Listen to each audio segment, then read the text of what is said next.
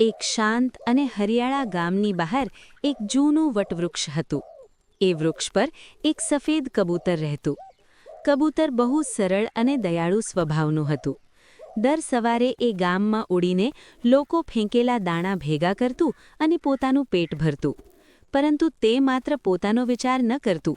જો કોઈ ભૂખ્યો પક્ષી દેખાય તો પોતાની થાળી વહેંચી લેતું. એક દિવસ કબૂતરે જોયું કે એક કાળો કાગડો ઝાડ નીચે ઘાયલ હાલતમાં બેઠો છે. તેની પાંખમાં ઈજા હતી અને તે ઉડી શકતો ન હતો.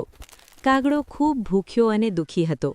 કબૂતરે એક ક્ષણ પણ વિચાર્યા વગર પોતાના ભેગા કરેલા દાણા કાગડાને આપી દીધા. કેટલાક પક્ષીઓ હસ્યા અને કહ્યું, તું પોતે ભૂખ્યો રહીને બીજાને કેમ આપે છે? કબૂતર શાંતિથી બોલ્યું, આજે હું મદદ કરીશ તો કાલે કોઈ મને મદદ કરશે.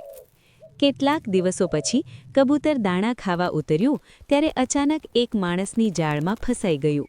તે ગભરીને ફફડાવા લાગ્યું અને મદદ માટે બોલાવ્યું. દૂર બેઠેલો એ જ કાગડો બધું જોઈ રહ્યો હતો. તેણે તરત ઉડીને પોતાની મજબૂત ચાંચથી જાળનો દોર કાપી નાખ્યો. કબૂતર મુક્ત થઈ ગયું. આકાશમાં ઉડતા કબૂતરની આંખોમાં ખુશીના આંસુ હતા. તેને સમજાઈ ગયું કે સાચી સંપત્તિ દયા અને સારા કર્મોમાં જ છુપાયેલી છે. શિક્ષા: દયાળુ હૃદય ક્યારેય ખાલી હાથ